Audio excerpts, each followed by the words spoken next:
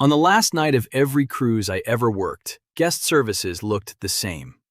A line out the door, stressed passengers, and almost every single one of them there for the same reason. Charges they didn't expect on a card they linked without really understanding what they'd agreed to. And I'm not talking about first-timers.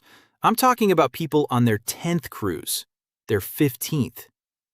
Now, I know what you might be thinking. David, I've linked my card on a dozen cruises and nothing bad happened. And maybe that's true, but here's the thing. The problem isn't always visible. Money was held that didn't need to be. Charges were harder to dispute than they should have been. Options were already closed off that you didn't even know existed. You just never saw it because you never knew to look. I spent 14 years behind the guest services desk on cruise ships.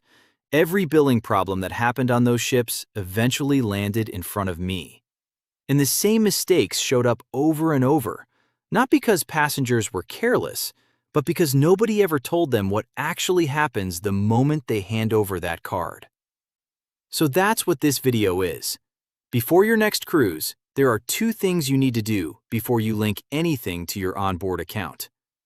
Do them, and you stay in control the whole sailing.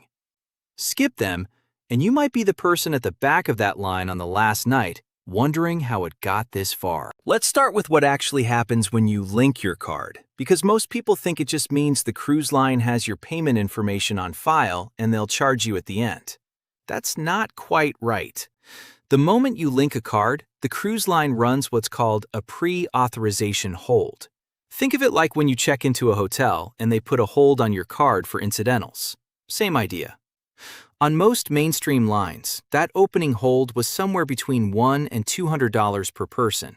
On premium lines, higher. That money isn't charged, but it is locked. Your bank sees it as spoken for. And then, as your onboard balance grows through the week, the cruise line adds more holds on top of the first one. They stack. Now, for most people with a credit card that has plenty of room on it, this isn't a crisis. Annoying maybe, but manageable. The problem comes when the math gets tight. I had a passenger, sharp woman, had cruised plenty of times before, whose card got declined at the art auction on day 5. She was mortified, came to my desk convinced something was wrong with her bank. Nothing was wrong with her bank. The holds had just stacked up to the point where her available credit was low enough that a larger purchase triggered a decline. Once I walked her through it, she understood, but she shouldn't have had to find out that way. So before you board, call your credit card company or check your available balance. Not just your limit, your available balance. And make sure there's enough room for the holds plus whatever you actually plan to spend. And if you want to know exactly what hold amount to expect, you can call the cruise line directly before sailing and ask, "What is your pre-authorization hold policy? And how often are holds refreshed during the cruise?" That's the exact question. Most agents will give you a straight answer. Now, debit cards. This is where I need to slow down, because this is where the most damage happens, and it is almost entirely avoidable. Cruise lines accept debit cards. The person checking you in at the pier will take it without blinking. They are not going to pull you aside and explain what comes next. So I will. When you link a debit card, those pre-authorization holds pull real money out of your real checking account. Right away. And here's the part that catches people off guard. Even after your cruise ends and your final bill is settled, those holds can take anywhere from 5 to 10 business days to release, depending on your bank. So you get home, you're done with the cruise, and there's still a chunk of your checking account that's unavailable. I'm not going to tell you never to use a debit card. Some people don't have another option, and that's fine. But if that's you, here's what I'd suggest instead. Go to guest services on the first day and set up your account with cash, or ask about prepaying a set amount onto your onboard account. A lot of passengers don't know you can do that. You put money on your account up front, you spend against that balance, and you're not giving anyone open-ended access to your bank account for the week. It's a cleaner setup. Now let's talk about timing, because this is a mistake I watched happen constantly, and it's one of the easiest to fix. Most people handle their onboard account setup at the pier on embarkation day. They're in a line, they've got luggage, they're excited, there's noise, there's a crew member trying to process them quickly, and someone hands them a tablet and says, "Go ahead and enter your card information." That is not the moment to be making financial decisions about your vacation. But that's exactly when most people do it. Here's what most passengers don't know. Almost every major cruise line now lets you set up or modify your onboard account before you board, through their app or their website. That's the window you want. You're at home, you're calm, you can look at what you've already pre-purchased, check what onboard credit you have coming, and choose your payment method with a clear head. The setup I'd recommend is simple. A few days before you sail, log into the cruise line's app or your booking portal. Find the onboard account or payment section. Confirm your payment method is what you actually want linked, not a debit card you forgot was saved, not an expired card. Then check that any onboard credit you're supposed to have is showing up correctly. That's it. 2 things. Takes 10 minutes. And it means that when you get to the pier, you're just confirming what's already in place, not starting from scratch under pressure. I'll be honest with you, not every cruise line's app makes this easy. Some of them are genuinely frustrating to navigate. But even if you only get halfway through it, you're better off than someone who's doing it for the first time at check-in. You've at least looked at it. You know what's there. One more thing before we go deeper. If you're traveling with a spouse or a family member and you're sharing a card across multiple staterooms, the holds multiply. Each stateroom account that's linked to the same card pulls its own hold. I've seen families come to the desk genuinely puzzled why their card was behaving strangely mid-cruise. And when we added up the holds across 3 cabins, the number made sense, but nobody had warned them. If that's your situation, either make sure the card has significant room or split the accounts across 2 different cards. What we've covered so far is the foundation, understanding what a hold actually is, why debit cards carry more risk than most people realize, and why setting up your account before you board changes everything. But there's a layer underneath all of this that most passengers never see. It has to do with onboard credit and the order in which your money actually gets spent. And if you don't know how it works, you can lose credit you already paid for without ever realizing it. That's next. Here's something most passengers with onboard credit never find out until it's too late. There are different types of onboard credit, and they don't all behave the same way. Refundable credit, the kind you might get from a travel agent or from pre-purchasing through a promotion, can be returned to you at the end of the cruise if you don't spend it all. Non-refundable credit, which is what most promotional offers give you, disappears at the end of the sailing if it isn't used. Gone. Now here's where it gets important. On most lines, non-refundable credit gets applied to your charges first. That sounds fine on the surface, but what it means in practice is that the cruise line decides what your credit goes toward, not you. And if you're not watching it, you can burn through non-refundable credit on things you didn't prioritize, and then end up with your card charged for the things you actually wanted the credit to cover. The fix is simple.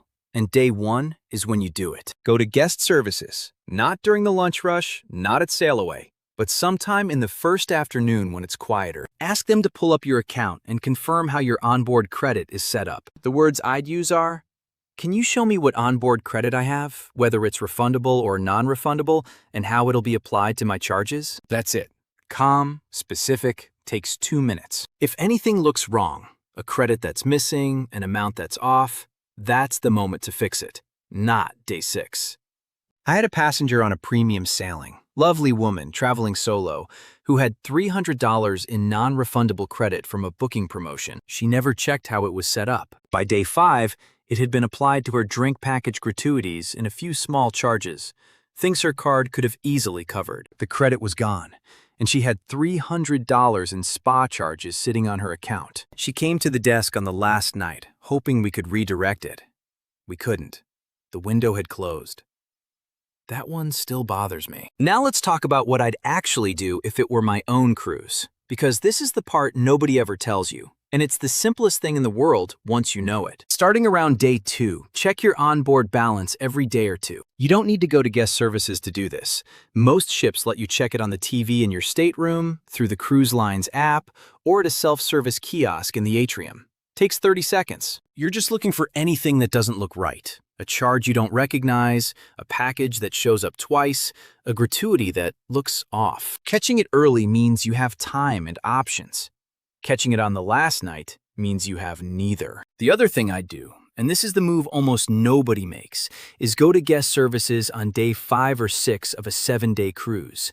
Not because anything is wrong, just to review the account. And if the balance is manageable, partially settle it. You're not closing the account, you're just cleaning it up before the final day. What this does is give you a clear picture of where you stand, removes any holds that have been sitting longer than they should, and means that whatever is left on day 7 is a small, known number. Not a surprise. When you go, just say, "I'd like to review my onboard account and see if I can make a partial payment toward my balance." Any guest services agent knows exactly what to do with that. It's a normal request. It just almost never gets made. On mainstream lines especially, nobody was proactively suggesting this to passengers. You had to know to ask. Here's the honest part. On the luxury line I worked toward the end of my career, account management was handled very differently. Staff were more proactive. Balances were reviewed with guests regularly, and the end-of-cruise chaos was much smaller. On mainstream lines, that wasn't the culture. Thousands of passengers, a small guest services team, and nobody coming to find you. If you wanted to stay on top of it, you had to do it yourself. Which brings me to the most important thing in this video. If something looks wrong on your account, the single biggest factor in whether it gets fixed is when you come to the desk. I'll be direct with you. The last night of a cruise is the worst time to find a billing problem. And it's when most people find them. Guest services is slammed. The system is closing out accounts. Staff are doing 10 things at once. The tools available to resolve disputes get narrower by the hour. There are things we could do on day 4th that we genuinely could not do on day 7th at 10 p.m. The window you want is 48 hours before the end of the cruise. Come in, show them the charge, ask calmly. "This charge doesn't look right to me. Can you help me understand what it's for?" Not accusatory, not heated, just specific and calm. The passengers who got the best outcomes in my years at that desk were never the loudest ones. They were the ones who came early, knew what they were looking at, and asked clear questions. I watched a man come in on day 6 of a 7-day cruise with a short list of charges he wanted to go over. Calm, organized, no drama. We resolved 4 out of 5 items before lunch. The 5th needed a follow-up with the corporate billing team, and he had a credit on his card within a week. The passenger who came in behind him that same evening, similar charges, same types of issues, waited until the second to last night. We fixed 2. The other 3 became phone calls after he got home. Same charges, different timing, completely different outcomes. If the complete set of dispute scripts would be useful, the exact words for end-of-cruise billing conversations, what to say if a hold hasn't released after you're home, and how to escalate if the front desk can't get it resolved, that's all in part 3 of my book, The Cruise Insider's Playbook. It's at davidcruises.com, and right now it's 25% off with code YOUTUBE25. The full version of everything we've been talking about, written out so you can bring it with you. Everything we covered today comes down to one idea. There are windows. A window before you board to set things up right. A window on day 1st to confirm your onboard credit. A window in the middle of the cruise to catch anything that's drifted. And a closing window toward the end when your options get narrower by the hour. The cruise line isn't going to tell you those windows exist, but now you know. So here's what I'd actually do before your next cruise. If you've got onboard credit coming from any source, a travel agent, a promotion, your credit card rewards, make one phone call before you sail and confirm the amount and whether it's refundable or not. When you board, get to guest services in that first afternoon and ask them to show you how it's set up. Link a credit card if you can, not a debit card, And make sure there's real room on it, not just technically enough, but comfortably enough. And then check your balance every couple of days. 30 seconds on the TV in your room. That's it. You don't need to do all of this perfectly. Pick the one that matters most for your situation. If you've got a debit card linked right now on an upcoming cruise, start there. If you've got onboard credit you've never verified, start there. One thing done right is worth more than 6 things half done. Here's the broader truth, and I mean this genuinely. Cruise lines aren't hiding this stuff to be dishonest. The holds are in the contract. The credit rules are in the fine print. But fine print has never once made a passenger feel better standing at guest services on the last night of their vacation, stressed about a charge they didn't expect. The system is built around the cruise line's needs. Understanding how it works is how you make it work around yours instead. That line I described in the opening, the one that stretched out the door on the last night of every sailing I ever worked, most of those people didn't do anything wrong. They just didn't know what to look for or when to look for it. You do now, and that changes things. If you want the complete version of what we covered today, it's all in the Cruise Insider's Playbook. Part 3 has every dispute script I'd use, the exact words for billing conversations at the desk, what to say if a hold hasn't released after you're home, and how to escalate if the front desk can't resolve it. It's at davidcruises.com, and with code YOUTUBE25, you'll get 25% off right now. If billing and account setup is something you want to feel fully prepared for before you sail, that's where to go next. I'll leave you with this. The goal of everything in this video is simple, making sure that the last night of your next cruise ends with a quiet drink on the balcony. Not a spot in that line. You've earned your vacation. You should actually get to enjoy it. I'll see you in the next one.